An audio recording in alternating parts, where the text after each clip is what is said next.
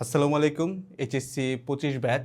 তোমরা যারা engineering targeted ছিলা অথবা ভার্সিটি টার্গেটেড ছিলা, অলরেডি তোমরা জানো যে আমাদের দেশে আমাদের হাদি ভাইয়ের সাথে কত বড় একটা অন্যায় হয়ে গেছে। অ্যান্ড আমি নিজেও I was not mentally completely prepared যে কীভাবে কাজকর্ম ঠিকমতো শুরু হবে, how do we stay normal.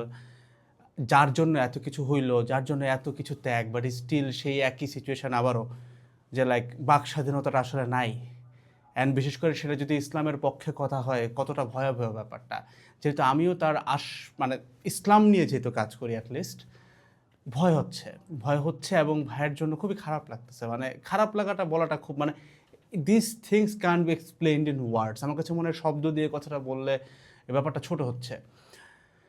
আল্লাহ ভাইকে শাহাদাতের মর্যাদা দান করুক, এর বাইরে আসলে আমার আর চাওয়ার কিছু নাই। এবং যেন সম্পূর্ণ বিচারটা আল্লাহ নিজের হাতে করেন, এটাই আমি বলবো।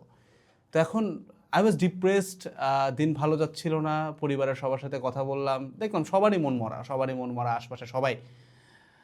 স্টুডেন্টদেরও এই অবস্থা থাকার কথা, অ্যান্ড সেটাই ছিল। কিন্তু ঢাবির ভর্তি পরীক্ষাটা যখন পিছাই দিছে, একটা মেসেজ খুব ওভারওয়েলমিংলি আসলো যে ভাই আমরা what should we do now. মানে ভাই বুঝতে খারাপ লাগতেছে, ইটস ট্রু, বুঝতে পারতেছি মাথা ঠিকভাবে কাজ করতেছে না, ইটস ট্রু, বাট আলটিমেটলি আমাকে তো নিজের জন্য কিছু করতে হবে।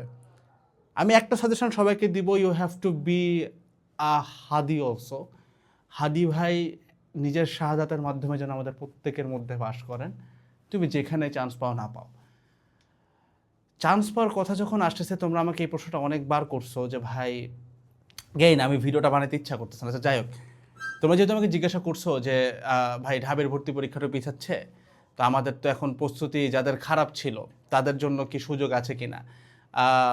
আমি জানি না এটা তোমরা দেখছো কিনা, বাট আমাদের হেল্পলাইনে এরকম বেশ কিছু মেসেজ আজকে আসছে, যারা আজকে সকালের দিকেই আমাদের সাথে যুক্ত হয়ে, যেহেতু আমরা ঢাবি জাবি রাবি কৃষি গুচ্ছ এই পর্যন্ত ব্যাকআপ দেই, ইঞ্জিনিয়ারিংয়ের ক্ষেত্রে মানে একদম লাস্ট অ্যাডমিশন টেস্ট পর্যন্ত যেহেতু ব্যাকআপ দেই, অনেকেই আমাদের সাথে যুক্ত হয়। তো আমি তোমাদেরকে বলবো এই মুহূর্তে তুমি যাই করো না কেন, আগে টার্গেটটা ঠিক করতে হবে। তো দেখো, একটা বেসিক সেন্স, ঢাবির ভর্তি পরীক্ষা যদি পিছায়, মানে এখনও তো আমরা ডেট জানি না অফিসিয়ালি, তো ধরে রাখো অ্যাটলিস্ট 3 দিন থেকে 1 সপ্তাহ পিছায় যায়। 3 দিন থেকে 1 সপ্তাহ। এখন এটা এমনও হইতে পারে যে ধরো 3 দিন পরেই এক্সাম, আবার এমন হইতে পারে 7 দিন পরে এক্সাম, পরের মাসে এক্সাম, আমরা জানি না ব্যাপারটা। তবে এক্সামে বসতে হচ্ছে। এবং একটা ছোট্ট শেয়ার করি তোমার সাথে আমি, সেটা হচ্ছে আমাদের কোভিডের সময় এরকম বারবার এক্সাম পেছাচ্ছিল। তোমাদের এখনকার মতো এত বাজে ট্রমা দিয়ে আমরা যাই নাই। হ্যাঁ সত্য, আশপাশ দিয়ে অনেক মানুষ মারা যাচ্ছিল, বাট এরকম ক্রুয়েল ডেথ আমি খুব কমই দেখতেছিলাম ওই টাইমে। বাট ওই টাইমে যখন এরকম পরীক্ষাগুলো পিছাচ্ছিল, আমরা একটা জিনিস নোটিস করতেছিলাম যে অনেক ভালো স্টুডেন্ট তার ট্র্যাকটা হারায় ফেলে কারণ এক্সট্রা টাইমের কারণে, আবার অনেক খারাপ স্টুডেন্ট ট্র্যাকে চলে আসে। তো এটা সবার জন্য একটা সুযোগ।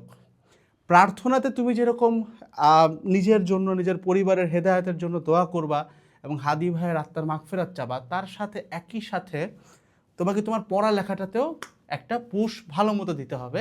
কারণ এই টাইমটাতে, অ্যাডমিশনের এই ফেজের এই টাইমটুকুতে অনেক কিছু চেঞ্জ হবে। কারণ এই এক্সট্রা টাইম অ্যাডমিশন সিজনের লাস্টের দিকে আসলে একদিন হচ্ছে ভাই অলমোস্ট বলে একটা বছরের সমান। 1 বছরের পরে তুমি একদিনে গুছাইতে পারবা না, বাট ব্যাপারটা হচ্ছে অনেকটা এরকমই যে তখন 1 বছর তুমি যা করছো ওইটা যদি নাও চলেও যায় তোমার লাইফ থেকে, একদিনে তার থেকে বেশি জিনিসপত্র অ্যাচিভ করা পসিবল। এটা সত্য, কারণ তুমি এখন অনেক ম্যাচিউরড একটা ব্রেন নিয়ে আসো, যদিও মেন্টালি এক্সস্টেড লাগতেছে। করা উচিতটা কি আসে, এখানে আমরা এখন পয়েন্টে আসি। যাদের মেইন টার্গেট ছিল ইঞ্জিনিয়ারিং, ভার্সিটি তোমার প্ল্যান বি ছিল, এখন মাথা থেকে ভার্সিটির চিন্তাটা একটু অফ রেখে ইঞ্জিনিয়ারিংয়ের প্ল্যানে চলে যেতে হবে। সাথে রেগুলার বেসিসে ভার্সিটির কোশ্চেন ব্যাংকটা সলভিংয়ে থাকতে হবে। আবারও বলি, যাদের মেইন টার্গেট অ্যাকচুয়ালি ইঞ্জিনিয়ারিং, সেটা বুয়েট হোক, চুয়েট হোক, কুয়েট হোক, রুয়েট হোক, বুটেক্স হোক, যাই হোক না কেন, তাকে এই মুহূর্তে ঢাবি বা ভার্সিটির জন্য শুধুমাত্র যে আমি বলি কোশ্চেন ব্যাংকগুলা, ভার্সিটি ক কোশ্চেন ব্যাংক, গুচ্ছ ক কোশ্চেন ব্যাংক এবং কৃষি গুচ্ছ ক কোশ্চেন ব্যাংক, এই তিনটা মিলে তোমাকে পড়তে হবে। কেন পড়তে হবে তিনটা, এটা আমি অনেকবার এক্সপ্লেন করছি, আবারও বলি। তুমি দেখবা গুচ্ছের প্রশ্ন, কিন্তু তুমি দেখবা গুচ্ছ থেকে প্রশ্ন ঢাবিতে লাস্ট সিজনে রিপিট হয়ে গেছে। আবার ঢাবির কোশ্চেন গুচ্ছতে রিপিট হয়, কৃষিরটা আবার এখানে আসে। সো 3টা কোশ্চেন ব্যাংক মিলায় পড়তে হয়। আর আমাদের ভার্সিটি কম্প্যাক্ট ব্যাচগুলোতে আমরা ওই কাজটাই করছি, 3টাকে মিলায় করছি। এবং কন্টেন্ট এত ছোট যে কিছু ক্লাস আছে মাত্র 40 মিনিট থেকে 1 ঘন্টা, ম্যাক্স ক্লাস ডিউরেশনই ঘন্টাখানেক, 1 ঘন্টা 15 মিনিট। এই স্লাইড কন্টেন্ট দেখবা, জাস্ট বাকিটুকু সলভ করবা, ঠিক আছে? আর যারা আজকে যুক্ত হচ্ছে তারা কিন্তু গোল্ড কুপনটা অ্যাপ্লাই করার সুযোগ পাচ্ছে। কুপন হচ্ছে GOLD গোল্ড। তোমার টার্গেট এখন ইঞ্জিনিয়ারিং মেইনলি পড়া, তার সাথে রেগুলার বেসিসে ভার্সিটির জন্য কোশ্চেন ব্যাংকটা সলভিং করতে থাকা, যেন যেদিনে ডেট দেয় তুমি সরাসরি আবার ভার্সিটিতে মুভ করতে পারো। ভার্সিটি এক্সাম দিবে, দেন আবার ইঞ্জিনিয়ারিং। এটা কাদের জন্য বললাম? যাদের মেইন টার্গেট ইঞ্জিনিয়ারিং। কী করবা? মেইন পড়ালেখা তোমার ইঞ্জিনিয়ারিং, রেগুলার বেসিসে অ্যাটলিস্ট, যেমন আমার ব্যাচে যারা আছে তাদেরকে আমি অলরেডি বলে দিচ্ছি যে ভাই তোমার রেগুলার, যাদের মেইন টার্গেট ইঞ্জিনিয়ারিং বাট ভার্সিটিটা করতেছ, রেগুলার মাত্র 1 ঘন্টা ভার্সিটিকে দিলেই এখন হয়ে যাবে, যেহেতু এক্সাম একটু পিছাচ্ছে, হাতে কিছুটা টাইম আছে। এভাবে করে পড়তে থাকো, 1 ঘন্টা ভার্সিটি, বাকি টাইম ইঞ্জিনিয়ারিং, যাদের main target engineering. And extra টাইমটুকু, মানে লাইক এক্সট্রা টাইম না, মানে যেদিন ঢাবের ডেট দিবে, এক্সাম ডেট দিবে, ওই দিন থেকে তুমি আবার ঢাবিতে সুইচ করবা, কারণ সেটা তোমার প্ল্যান বি। এবার আসো যাদের মেইন টার্গেটই হচ্ছে ভার্সিটি, অর্থাৎ ধরো মেডিকেলে বসছিল, খুব একটা সুবিধা হয় নাই, আল্লাহ তাকদিরে রাখেন নাই, তখন তোমার মেইন টার্গেটটাই হচ্ছে ভার্সিটি। এই কেসে তো তুমি জানোই যে যাই হোক নাই হোক তোমাকে ভার্সিটির দিকেই মেইন ফোকাস রাখতে হবে। এবং তুমি যদি নিজের দিকে তাকাও, তোমার অবভিয়াসলি কিছু না কিছু জায়গায় ল্যাকিং আছে, হয় কোনো চ্যাপ্টারে ল্যাকিং আছে, অথবা কোনো চ্যাপ্টার এমন আছে যেটা তুমি চাইলেই 1 ঘন্টা 2 ঘন্টা 3 ঘন্টায় শেষ করতে পারবা না, পরীক্ষার আগের রাতে বসতে রিভাইজ দিতে পারবা না। এই চ্যাপ্টারগুলোর উপরে তোমার দায়িত্ব থাকবে এটাকে কম্প্যাক্ট করা। আমি একটা কথা বারবার বলি, এবং অ্যাডমিশন সিজনের কথাটা সবসময় মাথায় রাখবা, অ্যাডমিশন সিজনে মেন্টাল ট্রমাস আসবেই, এমনিই মেন্টাল ট্রমাস থাকে, তার উপরে এখন দেশের এই অবস্থা, শুধুমাত্র অ্যাডমিশন ক্যান্ডিডেট না, পুরো বাংলাদেশের মানুষজনের মাথাটা এখন খারাপ আছে, মাথা কাজই করতেছে না যে হইলটা কি, ঠিক আছে? তো এরকম একটা সিচুয়েশন অ্যাডমিশন সিজনে বারবার ঘটে, এমনিই ঘটে, আর এবার তো আরও খারাপ ঘটলো। 25 ব্যাচের ক্ষেত্রে জিনিসটা আরও জঘন্য ঘটলো, যে কত বাজে অবস্থায়ও একটা ছেলে এই নোংরা অ্যাডমিশন যুদ্ধের জন্য যুদ্ধ করতেছে, কতটা বাজে মেন্টাল ইয়া নিয়ে। অ্যান্ড বাংলাদেশ জিনিসটা এরকম ভাই, দেখার কেউ নাই। সো ইন দিস কেসেস, এই কেসে তোমাকে মাথায় রাখতে হবে যে এরকম সিচুয়েশন তোমার জীবনে আসবে যাবে, এটা বাংলাদেশ, এটা অ্যাডমিশন সিজন, এরকম ঘটবে। সো এই কারণে সবসময় তোমার জিনিসপত্রগুলো, পড়ালেখার জিনিসপত্রগুলো অনেক বেশি কম্প্যাক্ট করে রাখতে হবে, সো দ্যাট ধুম করে যদি কিছু একটা ঘটনা ঘটেও যায়, তুমি যেন ওই জিনিসটা দেখলেই তোমার রিভিশনটা চলতে থাকে। যেমন আমি আমার স্টুডেন্টদেরকে বলতেছিলাম যে মানে যখন আশপাশে যখন একটা নিউজ ছড়াচ্ছিল যে হাদি ভাই হয়তো আর নেই, এরকম একটা গুঞ্জন হচ্ছিল, মানে তখনও কনফার্ম না থিওরিটা, কারণ এটা শুরু থেকে বোঝা যাচ্ছিলো যে একটা মানুষ অনেক বাজেভাবে অ্যাটাক, লাইক এখান দিয়ে বুলেটটা যে মাঝখানে আটকে আছে। তো মহান আল্লাহ না চাইলে ভাই ওনাকে বাঁচানো তো সম্ভব না। তা উই ওয়ার কাইন্ড অফ বলতে পারো ওনার শাহাদাতের এই নিউজটার জন্য আমরা রেডি ছিলাম। তো ওরা যখন টেনশনে ছিল, যাদের সাথে আমার পার্সোনাল কন্ট্যাক্ট হওয়ার সুযোগ হয়েছে মেইলের থ্রুতে, আমি তাদেরকে ডিরেক্ট বলে দিছি, ভাই তোমার যদি খুব বেশি মেন্টাল প্রেশার হয়, মনে হয় যে পড়ালেখা সম্ভবই না, নিজেকে অমানুষ লাগতেছে, ইন দ্যাট কেস শুধুমাত্র ফরজ কাজ যেটা অ্যাডমিশনে, কোশ্চেন ব্যাংকটা রেগুলার দেখতে থাকো। অ্যান্ড ওদের কাছে যেহেতু স্লাইডগুলো আছে, ওরা যে স্লাইডগুলো দেখে ক্লাসটা থেকে একটু দেখে নেয় যেখানে বুঝে না, অ্যান্ড ওই স্লাইডগুলো নিজেদের ওই কোশ্চেন ব্যাংকগুলোতে দাগায় রাখে, কারণ আমাদের স্লাইডগুলো ওই 3টা কোশ্চেন ব্যাংক কম্বাইন করে বানানো। আমাকে বুঝাইতে পারতেছে। তো তোমার এখন কাজটা কি?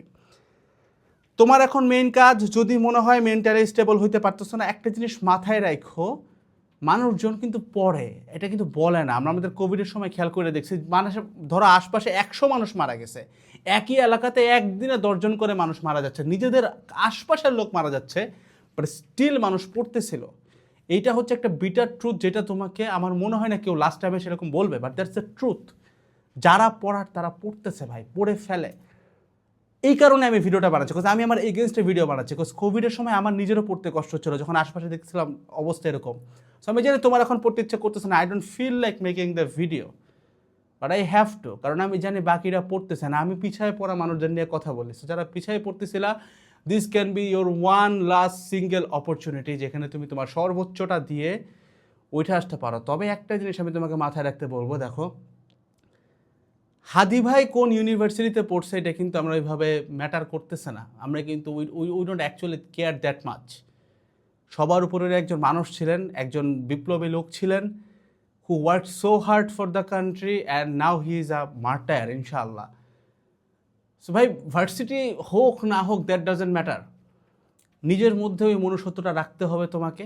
এটা ধরে রেখে নিয়ে ফরজ কাজ যতটুকু অ্যাজ এ স্টুডেন্ট তোমার লাস্ট টাইমে এসে যে কোনো ভাইয়া বলবে কোশ্চেন ব্যাংক সলভ করো, এটা তোমাকে চালা যেতে হবে, এটা সত্য। এইটা ছাড়া স্টুডেন্ট পরিচয়টা ছাড়া তোমার অস্তিত্ব নাই। সো অ্যাডমিশনে তোমাকে কিছু একটা করতে হবে, আঙ্কেল আন্টির পাশে দাঁড়াতে হবে, তা নাহলে নোংরা সিস্টেমটা ভাই তোমাকে শুষে খাবে ভাই, লিটারালি শুষতে শুষতে খাবে। That's about it. আসসালামু আলাইকুম সবাইকে, টাটা।